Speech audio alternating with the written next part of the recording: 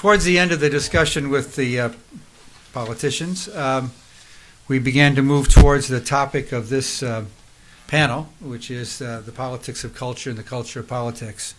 And we want to explore that relationship more deeply and the issues that have been raised by what's going on in this election campaign, but also raised by things like SB 1070 and obviously questions of demographic change in the United States and how they're being met.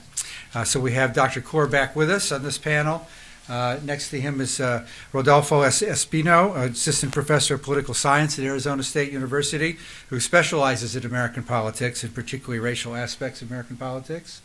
And we have Gregory Rodriguez, who's an Irvine Senior Fellow here at the New America Foundation, and also an op-ed columnist for the Los Angeles Times, who writes, among other things, on social cohesion, civic engagement, national identity, and race relations, all the kinds of subjects we want to talk about on this panel. Did you live here in Washington? And No, I'm based in Los Angeles. Oh, okay, good. So we do have a view from out there. Obviously, Arizona is not alone in the immigration debate, and it's legislation similar to SB 70 has been introduced in other states, even states that appear to be very remote from the border and not subject much to questions of undocumented immigration. It seems to be having some kind of resonance throughout the country, joining social issues like abortion and gay rights as polarizing litmus test issues, if you will. Gregory, why is that, and how has that come to be, and what do you think the manifestation? What do you think the impact of it is? Oh Lord, I didn't expect to go first. That's all right. Well, my contention is that this is really not about demographic change, and nor is it about illegal immigration. That there is a more, and I don't know if we want to start this way, but there's a more fundamental issue at hand, which is the notion of whiteness and the idea of Americanness and what that means. Arizona had a problem with Mexicans long before SB 1070. Arizona has had a problem with Mexicans from the very beginning. Dr. Kaur mentioned that Arizona was the last state to become a member of the Union, and that was because there were so many Mexicans and Native Americans in the state. And so what's striking about Arizona is that, as one political scientist who wrote a really fantastic book on race in Arizona, you probably know Eric Meeks's book, this is just sort of built into the nature of the state, in that in a testimony that I've written down here, in 1902, a congressional delegate, Mark Smith of Arizona, the territory of Arizona, testified here in front of the House, a House subcommittee, that essentially said, we're a white state. In 1902, we are white. We are not brown. We are not Mexican. And essentially, he said, most of our white people don't even come from Arizona. So Arizona gained entrance into the United States by saying, we're not from there. We're from Baltimore.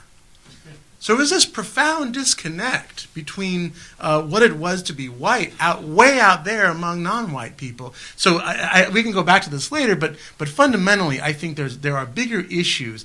We were talking yesterday on a panel regarding immigration and white fear. It's not simply about facts on the ground. It's not simply about conditions of demographic change.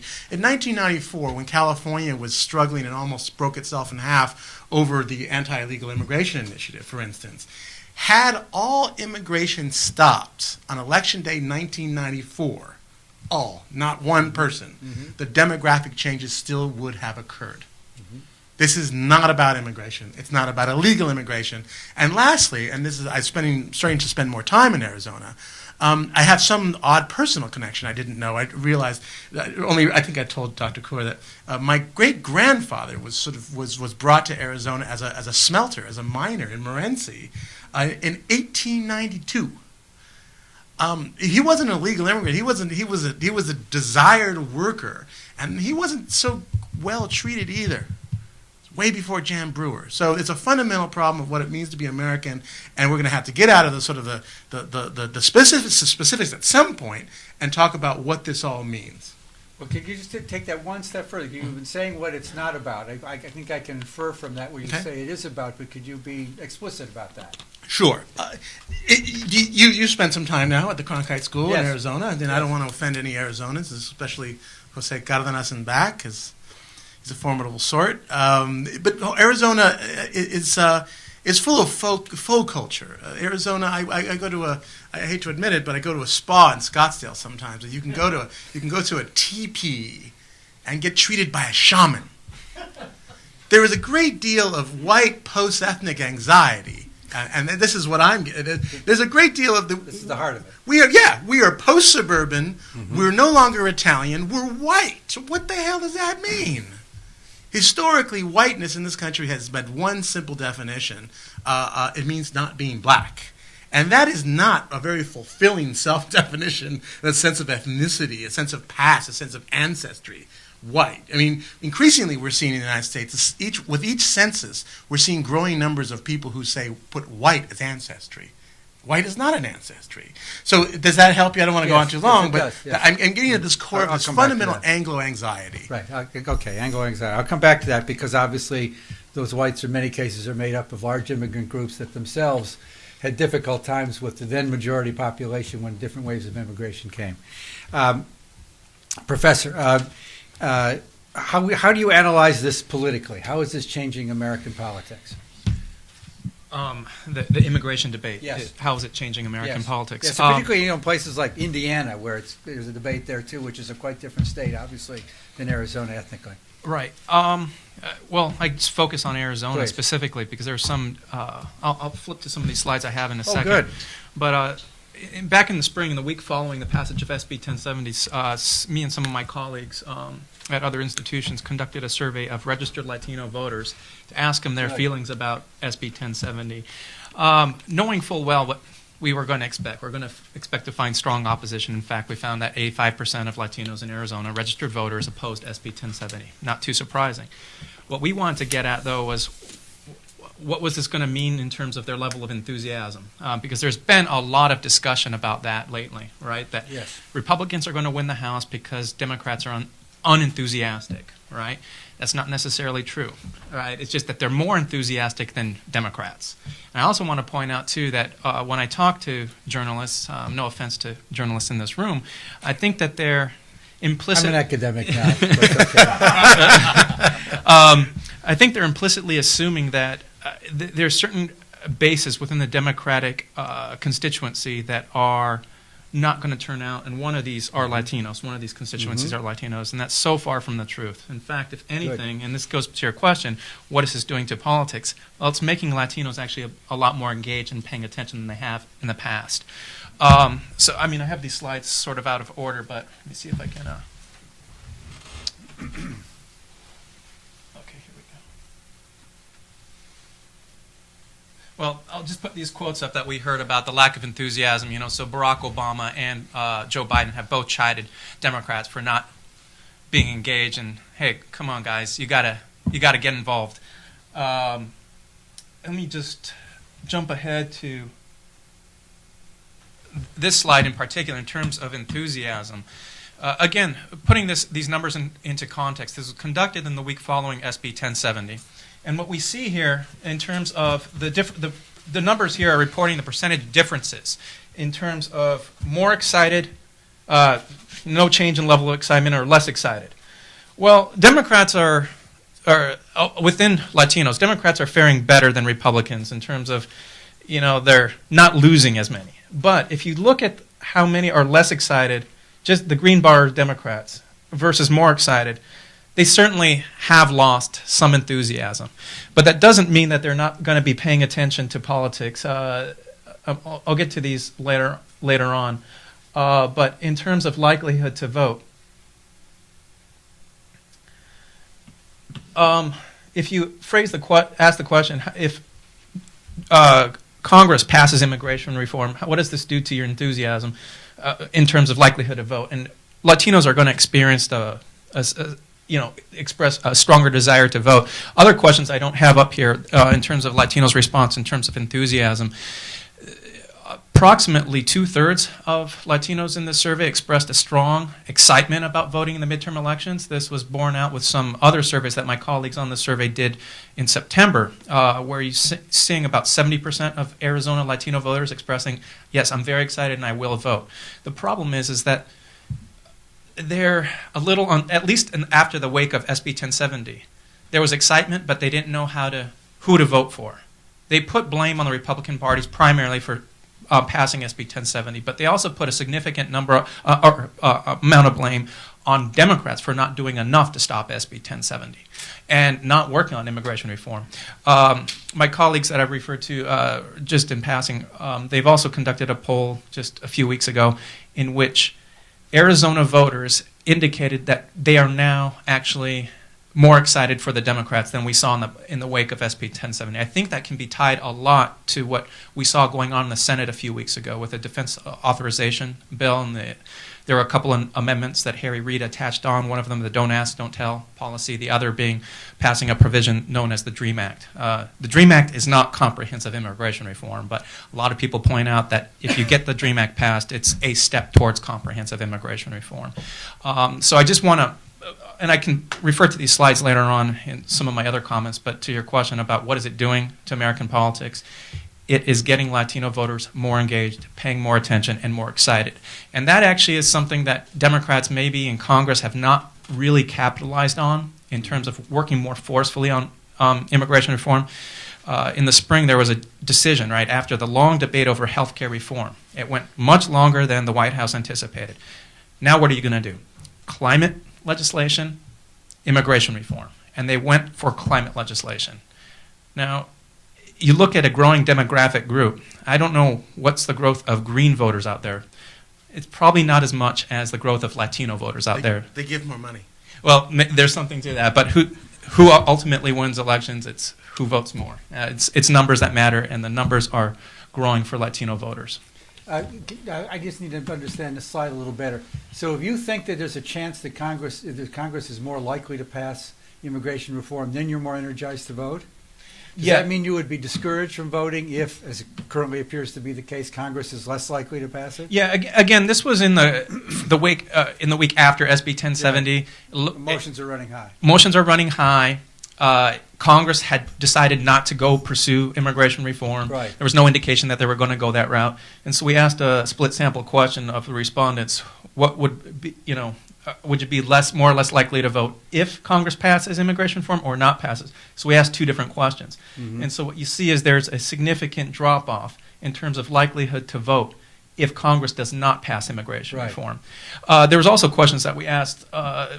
It sounds a bit circular, though. So if Congress doesn't pass immigration reform, then Latinos won't try to do anything about it by electing congressmen who would? Well, at the time, yeah, that's the case. But there was this follow-up poll that some of my colleagues conducted shows that there actually is Latinos' anger and frustration in the week following SB 1070 have cooled a bit, right? They've warmed a little bit more towards Democrats since then. You give people some time, their feelings will cool. Also, too, Congress has made some efforts towards signaling that they want to work on immigration reform. Although, in reality, most Latino voters recognize it's not going to happen. And this frustrates them, but now they're assigning more blame to the Republicans for having not pushing it, as we saw what happened in the Senate. Republicans didn't even want to bring it up for a discussion. And also, too, now you have the discussion over the 14th Amendment. You have the likes of Senator Lindsey Graham even talking about revisiting what the 14th Amendment means, and that whole debate. And now we have legislation being put forth by Senator Russell Pierce, the author of SB 1070, talking about that in the next legislative session. He would want to pass legislation that would deny citizenship to children born in Arizona whose parents are legal immigrants. Right. And this is something, again, he continues to go down that road. You're going to continue to get Latino voters engaged and paying attention. Dr. Kaur, having listened to the two politicians and having listened to what the panelists have said so far, what do you see as the politicians' responsibility at this time in responding to the challenges of the immigration debate, but also the larger challenge of civic participation? The discussion that has not taken place since the flowering of SB 1070, though I remind us all it had actually passed the Arizona legislature twice before and was vetoed by Governor Napolitano. So it had been in the mix itself. Are there ways in which the comprehensive immigration reform package can be componentized in ways that might move it forward? One of the debates over DREAM Act, and one of the difficulties within the DREAM Act legislation nationally, is some members of the Hispanic caucus felt it was such an attractive piece, it should be kept tactically for the larger immigration reform itself. But before the Sensenbrenner amendment in the House, in my own view, I'm not a student of the details of this, but just from the vantage point I had, kind of blew up the question of illegal immigrants in the United States. I think there was a reasonable coalition forming. Let's remember, in the last 2 years of the Bush presidency, maybe it was 3 years before, there was a comprehensive immigration reform bill sponsored by, from Arizona, Representative Jim Colby, Representative Jeff Flake, Senator John McCain.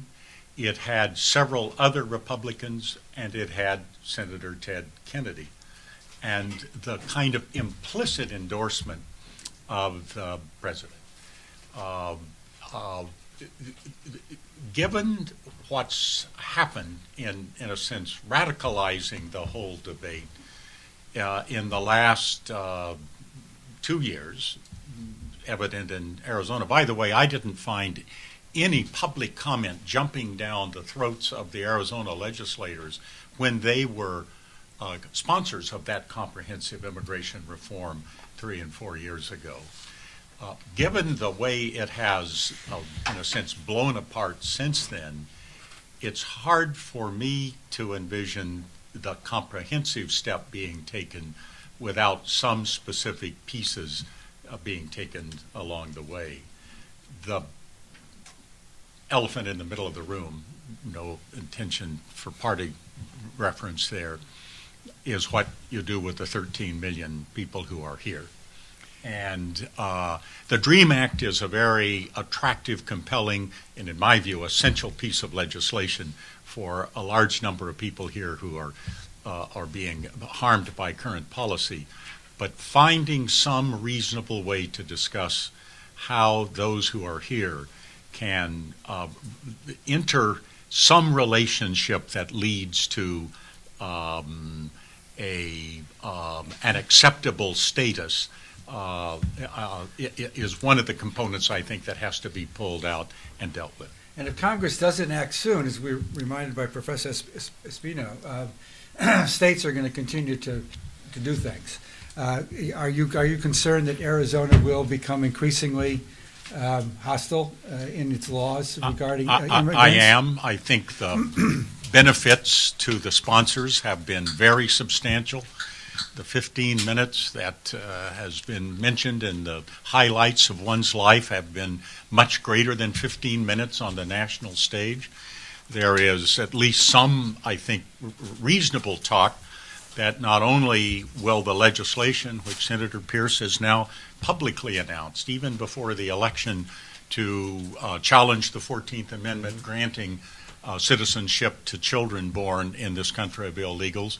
There is some talk that it will then be followed by a challenge to the Supreme Court decision that students who enter K-12 across America are not to be asked their legal status. Mm-hmm. So I do believe at least the intent of those authors who I will tell you, they believe it. There is an intensity about their belief, will continue to challenge it because passing the law alone, in a sense, elevates its political visibility. Professor, how far will that pendulum swing before it swings back? I mean, this research is about Latino voters who are still a minority in Arizona. How long will the majority voters continue down this road? As long as they can keep winning elections. And I think that's, there's some parallels to what we saw going on in California back in the mid-'90s, which Mr. Rodriguez had already referenced with respect to Prop 187. There are some comparisons to be made that what did the effect of Prop 187 have on Latino voter tendencies, and made them really hardcore Democrats. And the likelihood of that playing out in Arizona, looks to, our numbers seem to be showing that to be realized here. But the big difference, though, between California in 1994 and Arizona in 2010 is that the Latino population in California was a larger proportion of the population, and it has now become, which a lot of people forget. Right.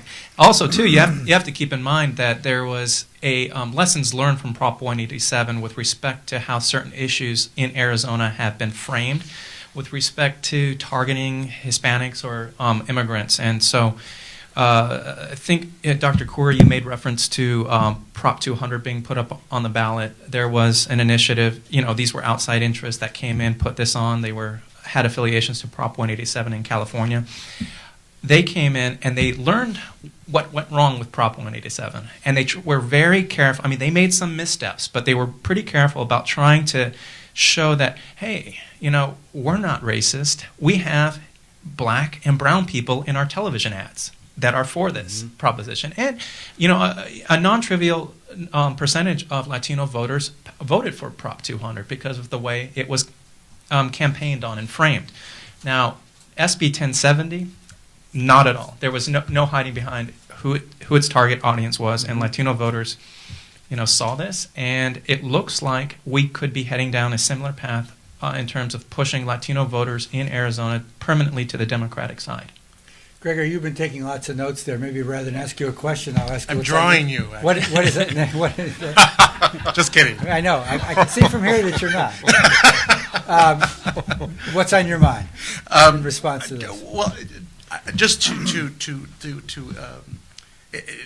Dr. Espino's point, not only will Latino voters become more strongly Democratic, but post 187 California, it was a really profound cultural shift. I mean, what we had known for 100 years of Mexican immigration was that Mexicans had this sense when they came that they were coming for a short while, and they were going to make some cash, and they were going to go buy a big ranch in Sinaloa. And and they found out, and they were going to do it. And they found out that their kids turned 14, and they said, dude, and they rode skateboards, and the kids were never going to go back to the rancho. Are you kidding me? And that's sort of like this point at which people don't go back. And it doesn't matter. The kids grow up. The kids are totally Americans, and they're Dodger fans. But they're still the parents are still going to retire there. They're still going to go back. So what 187 did was to take Mexicans off that fence. And it was dramatic. I spent the night of 187 when it passed the anti-illegal immigrant ballot initiative in 1994 in Andres Martinez's favorite place in Los Angeles, the Gallo Giro. It's a fast food Mexican joint that has places all around LA. That's 24 hours. And I was in the one in Huntington Park, which is a city in the United States with the highest percentage of Mexican-born residents. And I was there as we knew the polls. It was overwhelming. It passed. People were crying. People were they felt they had been kicked, but nonetheless, as hurt as their feelings were, they knew they were not going to go back to Michoacan. They knew that they wanted to be here. So the rejection not only created loyal Democrats, it created people who wanted more than ever to be American. So it created a greater attachment to the United States, and hence this big rush to citizenship, to naturalize one, and to vote to, and it changed the culture of what it means to be a Mexican immigrant and their attitudes toward the United States, and it made them want to become more part of this country. Does that mean that California is some hint of the future of Arizona eventually? Oh, God bless them. I hope not. But I hope. Well, to some extent. I mean, in ways in which you're saying. That's a really. Yeah, that's messing with my mind. Right, as the documented Latino population of Arizona grows, as it will by birth, among other things. Yes, I mean, to some extent, it will not be resolved by any hugging or embracing or any kumbayas. It will be resolved by the Latino population being strong enough and having muscle enough and saying, screw you, you're not going to do this anymore. So it's going to be simply simply sort of numbers. I mean, when the significance in California of having the first the assembly speaker and the the lieutenant governor since 1890 something was not just symbolic. It was that when a proposal is brought up in Sacramento to herd immigrants, there are actually children of immigrants present. Right. Who say, no, you're not going to do this. So I think it's the extent of, as the Latino population matures, it sort of forces the Anglo population to mature, and then they'll embrace each other, but hopefully they won't seek to destroy each other. Go ahead. Yeah, I wanted to respond to that, and I'm going to ask about national identity again. Go ahead. Not only did Mexican Americans in California get pulled off, on the fence, whether I'm going home, whether I'm staying here, or whether I'm Democrat, Republican. It also pulled some white voters off the fence about where they're going to vote. And there's evidence that's been presented by Dr. Gary Segura at Stanford University that shows that after the passage of Prop 187, that you had what you might call Reagan Democrats, or your moderate conservative Democrats, that actually got pulled away from the Republican Party because of what the Republican Party was doing. And I think most American voters are fairly reasonable. They don't like to be part of a party that pushes people away. They want to be part of a party that most voters want to be part of a party, member of a party that's accepting and reasonable. And a lot of Democrats in Arizona, or these Reagan Democrats, didn't see the Republican Party heading down that way. So there's also the potential that not only you're going to shift Latinos away from Republicans in Arizona, there are some Democratic white voters that would be shifting away from the Republican Party permanently. Dr. Crow, want to respond to that? A question, given the reaction after 187, and Pete Wilson certainly felt it and it reverberated, any idea as to why we haven't seen a similar reaction yet in Arizona? Jeff Flake is right. Arizona primary voting, which had continued to decline. In 2002 it was 25%. It had dropped to 22% in 2008, is almost 30% in 2010, but it is largely Republican. Yeah. Any idea why 1070 was signed in May, April? End of April. End of April, so there was still time to organize, to register, and to vote. Any idea why it didn't have a similar reaction now that roughly 30% of our population is Latino? Yeah, well, Prop 187 didn't have an impact on elections overnight. It took a full decade before we saw the permanent shift had taken place. And, registering voters, first, people have never voted, getting them familiar with the voting process. I just tell my students, voting is addicting. Once you first start it, you don't stop. It's a very dangerous drug, so be careful, but do it. It's not going to harm you. But it takes time to get these, non-voters part of the political process. And also, too, I would say that I try not to be too much of a cynic in front of my students because I try to dispel a lot of their cynicism. And so... you're free here. Right. So I tend to, I see some of the things that happen in American politics and in Arizona politics, and I oh, goodness, why am I studying this stuff? It's really depressing. But I go forth. What's really been encouraging, though, was the response by young Latinos in Arizona.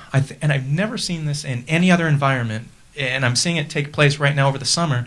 A lot of door-to-door knocking in, poor Mexican-American neighborhoods, trying to get these individuals registered and involved in the voting process. And one of the things that they do is really good about messaging. They don't come to their door and say, are you registered to vote? Do you like government? That's going to turn people off, especially after the wake of SB 1070. A lot of Mexican Americans are turned off by government. What they do is they ask them, what do you feel about SB 1070? And right there, the door is open for them.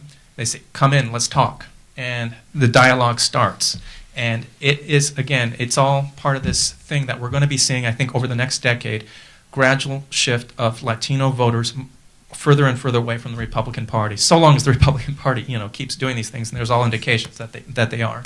Gregory? I think another reason is that Arizona simply didn't have the political and social infrastructure among Mexican Americans as California did, as California didn't have compared to Texas. Yeah. Even now, one of the great ironies of all this is that a lot of immigrants going through Arizona don't stay there. So Arizona is just a conduit, it's just a highway through. They even benefit from these immigrants in many ways. So they get the negatives but not the benefits. So California was ready for this in a sense. The challenge happened and there was a maturing population that could respond in a more mature way.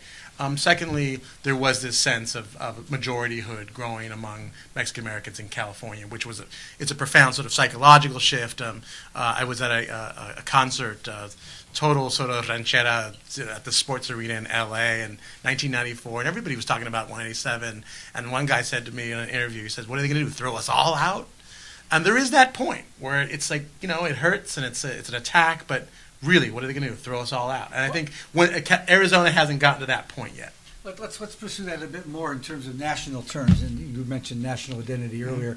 At what point do you think we are on the assimilation road when it's no longer we're going to throw them out? It's all of us, or many of us now. That we are now part of the national identity, where Irish Americans eventually got to, where Italian Americans eventually got to.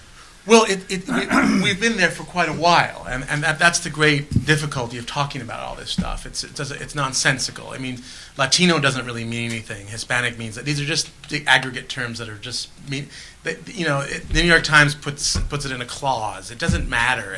Essentially, the Mexican Americans have been showing for 150 years clear assimilative patterns. It's not even a question. It's not even funny how people. There's precedent for it. One, linguistic assimilation is almost thorough by the third generation. It's not only not declining right now with the growth of Spanish language media. It's actually increasing. I mean, for instance, you nodded, Terrell. You asked for this. So, in 1990 U.S. Census, third generation Mexican American children 5 to 18. About 63% spoke only English in 1990 U.S. Census. By the 2000 census, and this was the time with a burgeoning Spanish language media, you'd expect maybe more maintenance of Spanish. By 2000, that number had gone to 75% of third generation Mexican American children aged 5 to 18 speaking only English. Assimilation has been happening. What the difference is, and this is what makes the Mexican American experience entirely distinct from any other. And I'm sorry, Michael Bruin, they aren't really like Italians. Is that the recurring cycle of immigration requires the Mexican Americans who are already here to deal with the newcomers. They don't necessarily like them. They don't necessarily sympathize with them. They speak different languages. They like different sports. They eat different foods. There's sympathy. They're like my grandparents or like my mother, but they're not me. But what these attacks do is make them cohere, to embrace them again, because they realize that the Anglos who hate the immigrants that they don't necessarily like don't necessarily disassociate. They don't necessarily see the difference between them. Right. So what that does, that process doesn't slow assimilation in the long run. What it does is simply create, and I think generally a short-term ethnic solidarity, that when times are good, when Mexican Americans immigrants are not under attack, it starts to fade again. And Mexican Americans, give you an example. And I'll stop. 1963, UCLA study, the first study of Mexican Americans ever made. In 1963, a third-generation Mexican American male and female were significantly more likely to marry an Anglo than a Mexican immigrant. 1963. This is a long time thing, and what these moments do is just make us cohere more, but it's temporary. I think as things get better. Right, and Professor, what role is we're coming out of we're slowly coming out of a very, very serious recession. The income and education gaps are growing by all measures. How much of a role does that play in all of this? It plays a secondary role. By making role. people feel less secure. Yeah, well, for Latinos, it plays a secondary role. I think for most other voters, it plays the primary role. And the reason I say secondary role for Latinos, because of SB 1070, in the poll that we conducted in Arizona and also polls that we've conducted nationally of Latino voters, immigration reform is the number one issue for Latinos, right? And that is an important number to point out, if that's the number one issue and we're still pulling out of this recession, I think some economists out there say we've already come out of it, but a lot of people on the ground don't feel it just yet. Right. That just shows how salient this rhetoric has made political discourse for Latino voters. It's really supplanted the economic fears. Now, other voters, your non-Latino voters, the economy is the driving issue for them. So, what are you voting on? It's the economy. It's the economy. Of course. And to what extent do you think insecurity about the economy drives some of these attitudes about immigration? A lot. When you hear the discussion going on about the economy, what are we going to do? Well, politicians, using the times, they'll couple illegal immigration, with fears about the economy, and they'll say, well, illegals are taking away the work, and if we just kick them out, we'll have tons of jobs. I don't want to get into macroeconomic policy about why that's misguided, but yes, of course. Politicians are using the fear of the economy to couple immigration with this. Right, and Dr. Kaur, to what extent the strains that you've discovered in Arizona in your survey, the change that you are seeing from a state in which everybody was copacetic to where people are disenchanted, what are the relative roles of these things you see in that? I think the biggest unknown is what happens following this election when the non-Latinos wake up and recognize that anxiety over the economy, anxiety over job creation has absolutely no blueprint coming out of this election. And will that in any way, to tie to this very important discussion of where and how Latinos and the larger society do emerge more fully, will that in any way reduce the non-Latino support, or at least embrace of the subsequent steps that the 1070 group are going to be taking? I don't think that's possible to predict, but I think that itself could be a major issue.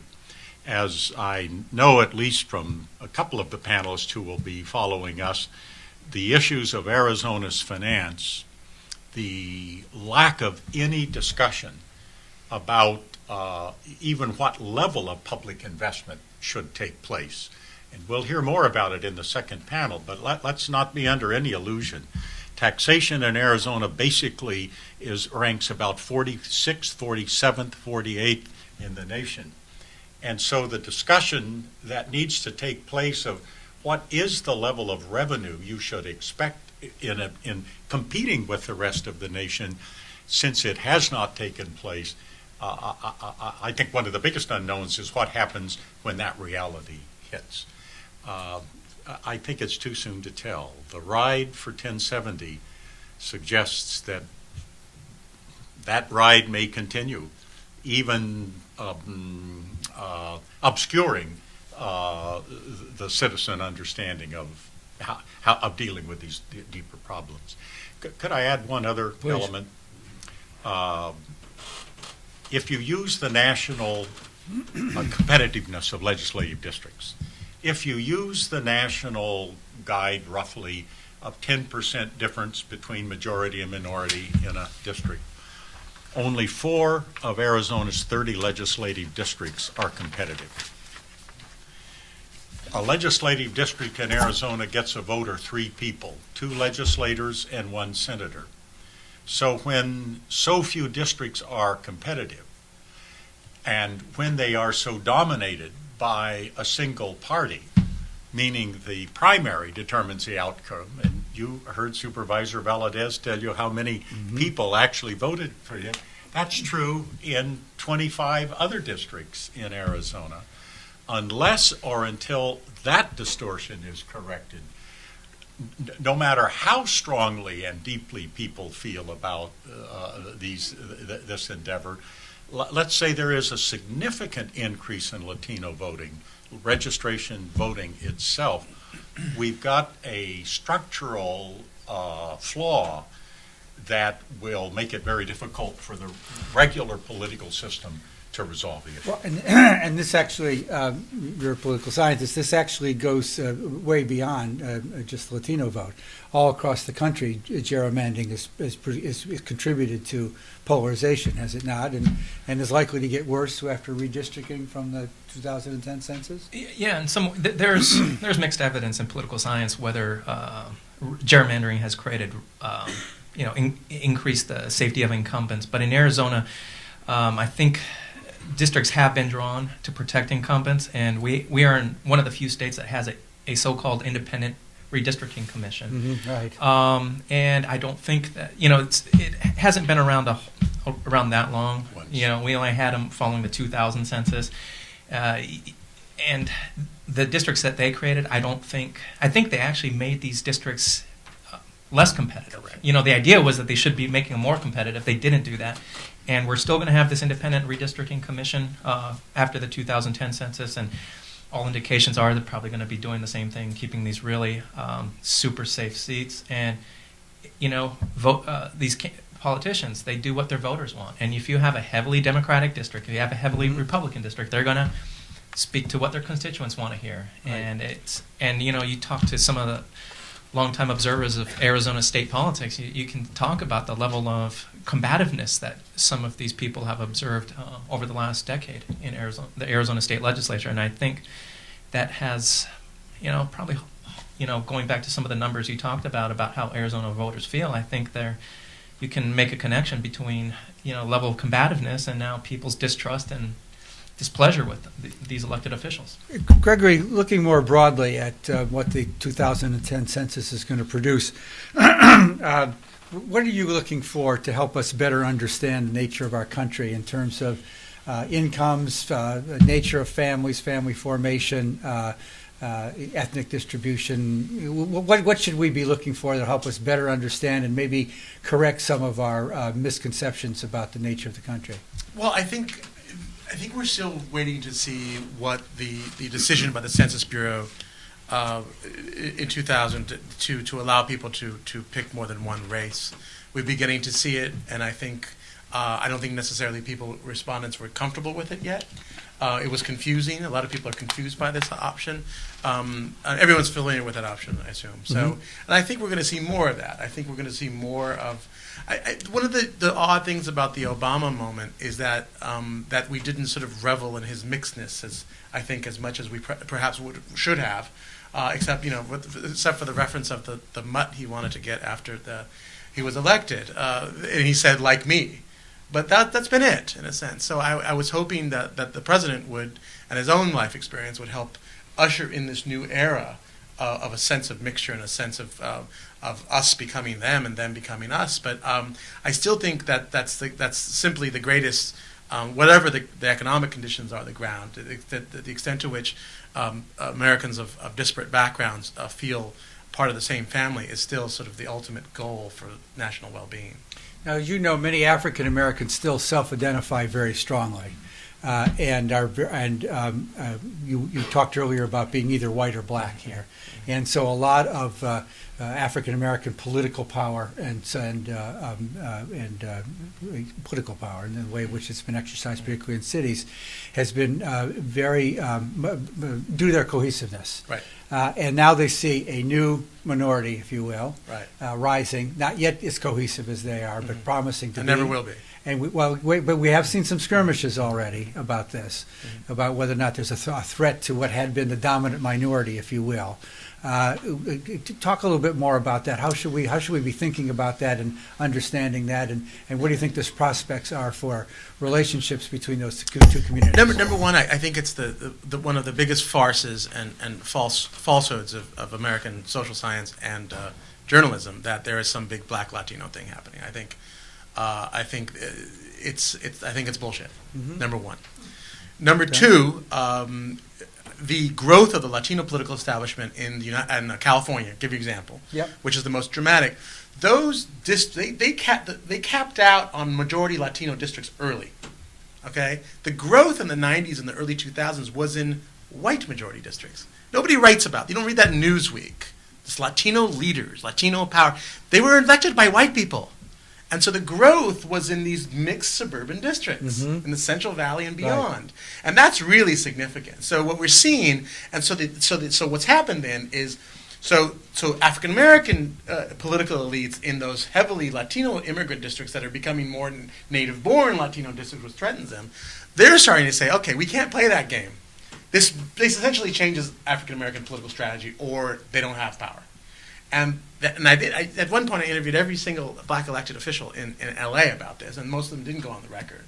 But there was this sense that, wait, the growth is us running as non-black candidates.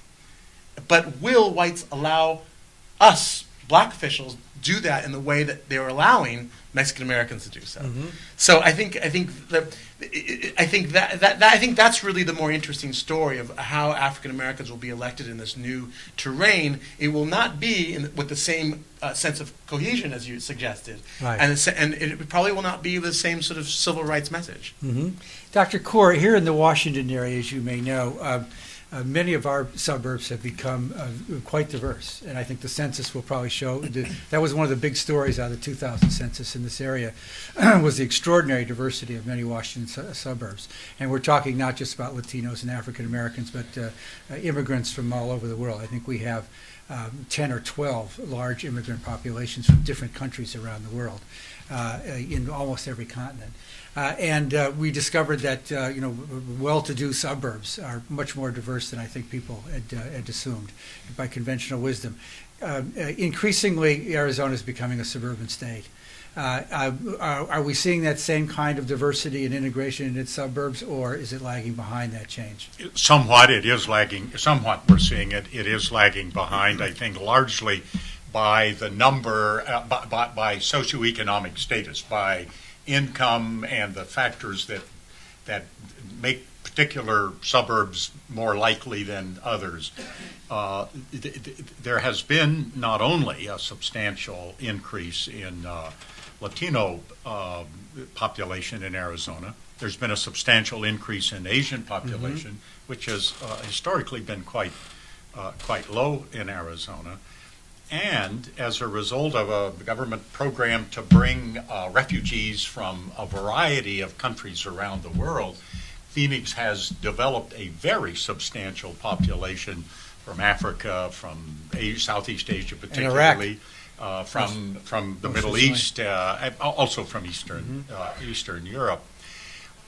It is happening based on the number of people using the racial categories by race in the various socioeconomic categories. So that is happening, and I think it's basically happening without barrier or without friction. The mayor of Paradise Valley, the highest per capita income and housing value the last time around was a black American who was living there. And but it is, I think the Washington area has a larger population through, in terms of socioeconomic status, that has allowed that.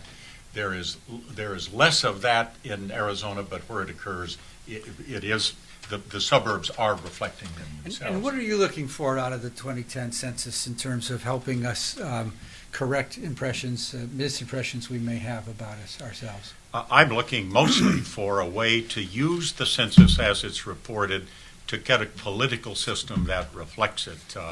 I share Professor Espino's skepticism, and it's something we really all need to kind of think a bit about, that this model system for redistricting, I think it's one of only two in the nation that has this very clear system where anybody who goes on to the 5-member commission, there are 2 Republicans, 2 Democrats, they cannot have been in elective office, they cannot have been in other kinds of ways. An independent then is elected by the 4 who are appointed by party to be the chair. I share a skepticism that it will not lead to a different outcome. The political pressures are simply too great. It may be a variant on the question you had in mind, Lynn, but it is, I think, the moment where we, more than anything else, need to reset a political system that will be more sensibly representative of the population. If it is not the redistricting, I personally believe Arizona should pursue actively the Prop 14 that just took place in California, the completely open primary, where the top 2 in any district go to the general. Doesn't matter where else it is. There's actually one candidate for the legislature in Arizona right now, the son of a former mayor of Phoenix, who is campaigning for a nonpartisan legislature. Arizona, interestingly, has flourished with nonpartisan city councils. And based on that experience, this young man is arguing that we need a nonpartisan city council. But whatever the outcome of the census data itself, finding a way to make sure that people can reflect themselves much more accurately in the political system we have, in my view, has got to be the top priority. Professor Spino, if Congress if it's very difficult to get anything done in the coming Congress, which is one strong possibility, obviously, with a relatively modest Republican majority in the House and either a razor thin majority for either Republican or Democrats in the Senate, which looks most likely at the moment. What do you think will happen as a result of that? And what will that mean for the next 2 years? Well, I'm not too optimistic of comprehensive immigration reform being taking place in the next Congress. We've been waiting since '86, essentially, right? And I don't see it happening anytime soon. I will say that there might be opportunities for it because let's say the Republicans do gain control of the House. Future Speaker Boehner has indicated that he would give committee chairmen more power than they currently have. Mm-hmm. So that might mean there's an opportunity for a moderate Republican to step up and put forth some legislation having to do with comprehensive immigration reform. There's a possibility. If Democrats retain control of the Senate, they still don't control the Senate, right? Right.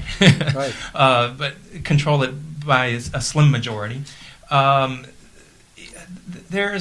It might actually be better for Democrats in some ways because you don't have to negotiate with some of these really strong conservative Democrats as they peel off and get their special things. And so the bar is going to be much lower for, let's say, Harry Reid if he wins his election, or whoever's the future majority leader, say Dick Durbin, who has been actually more active on immigration, pushing for immigration reform than I say Harry Reid. So there might be some opportunities for, I'm not completely optimistic, but there might be some potential opportunities with the new look of Congress that we're facing. But time will tell. And what's your view of these no-party primaries? Oh, I share a different opinion on that. I do think that our districts in Arizona should be more competitive, and I think that has created some problems. And I think that there's evidence in Arizona that when politicians are forced to respond to mixed constituencies, that they actually come up with sensible policies that most people can agree with. And there's, for instance, you look at Chandler, Arizona. What it went through in the 1990s. They have an infamous event called the Chandler Roundup, where police were going around enforcing immigration policy. People were getting pulled over. Sounds so fun though, the Chandler Roundup. Yeah. It wasn't going after. It wasn't cowboys, right? It was police officers going after immigrants. And since then, Chandler's they're still really sensitive about that issue, and they are. A lot of their elected officials talked about, no, we can't do SB 1070. We had experience; it's very bad. It creates bad community conflict. Former police chief of Mesa, for instance, has stood in opposition against Sheriff Joe Arpaio when Arpaio tried to get into Mesa to do one of his roundups. And I think you look at some of this evidence where, elected officials in Mesa or Chandler, some of these talked about the suburbs that have to deal with mixed constituency, growing demographics. That when politicians are forced to respond to a much larger community than just all Republicans, all Democrats, right. You actually come up with some reasonable, sensible policies. Yes, well, as Dr. Kaur said much earlier, there's a lot more variety in how Arizonans are approaching a lot of these issues than is their current reputation. Which brings me to Gregory. How do you see Arizona's image, and is this a problem for the state? Its national image. I know that there are people that worry that it's going to hurt the economy. It's going to just color the way people think about Arizona for the next generation. What about all that? I'm a Californian, so it's hard for me to take this question without being totally unfair. I know it's like asking a Swede about Norwegians. I apologize precisely. for that. Right? You just Yeah. I'm going to try to restrain myself. Right. I mean, I think to go back to Dr. Kaur's remarks earlier, it's a young state. It hasn't solidified, and I think you mentioned hadn't solidified socially nor politically. Cool. And the hangover over the MLK holiday. I mean, that's what. I don't know. If the Diamondbacks won the World Series, it could all change. I mean, that was a really bad joke. I'm sorry about that. Again. So, painful joke. So, I mean, I think the beauty of I'll just say this. Whenever I've been visiting Phoenix a lot lately, and what strikes me when I go there is how many people make this. Rather, it's nostalgic for me comparison to California. Mm-hmm. The ASU's counselor I mentioned, Mr. Gardenas, back there, mm-hmm. He said it himself. You told me this is what California was 50, 40 years ago. I think you've told me that before. I mean, there is this sense that this is pioneer and this is frontier, and it has the openness and the openness and the possibility of a frontier, but it also has the incivility of a frontier on some level. Mm-hmm. So, to some extent, these are growing pains. And so, I think the image will be hurt, but at the same time, if people, the state will mature in the long term, and it'll become a different place, and unfortunately, it'll be more like the California that they compare themselves positively to. What do you say about that? Well, I think we have been in a number of ways, and I think we will be in a number of ways. The most important protection, I think, is to be able to control the cycles we find ourselves going through that deprive us from creating an Arizona voice that we can pursue. The economic cycles that come from this over-reliance on the housing industry mm-hmm. as an example of that, but also our political silliness cycles as well. MLK, I hope not many of you out here remember it. I hate to even reinforce Gregory's observation about it. I came to Arizona in 1990. They had just impeached their governor. They had just retracted the Martin Luther King holiday, which, by the way, then caused it to be the only voter-approved holiday, Martin Luther King holiday in the country. So there was value to it. The leading developer was in prison, and the Barron's wrote an article that not only was Arizona's economy going into the ditch, but would never recover. If we can stabilize those cycles, which means investing more systematically in our education, in diversifying the economy, and if we can balance our political system a little better so we make sure it reflects the citizens and therefore reduce the cycles of silliness, I don't know that we'll mimic any place, California or otherwise, but we'll at least have a chance to make sure our own voice is what determines where Arizona goes. One last question for a political scientist, because none of us can resist this with a political scientist at the mic. What's going to happen to Barack Obama? Is this going to be, obviously he's going to be seen as losing this election. Is this going to be seen the way it was for Reagan and Clinton, kind of a wake-up call for how the president handles the remainder of his 2 years and runs for re-election and succeeds in being re-elected? Or are we seeing a Jimmy Carter effect where everybody's sort of assuming that this is going to be a one-term president? Well, I don't know. I hate to make forecasts because oftentimes I can be horribly wrong, but I want to put midterm election losses by the president's party in the White House is historically very common. Right, and we have to keep that in mind with all the rhetoric going on. Oh, Barack Obama, is this a referendum on him? Is he going to lose in 2012? I think we might be making a bigger deal out of it than it really is. Thank you very, very much, all of you.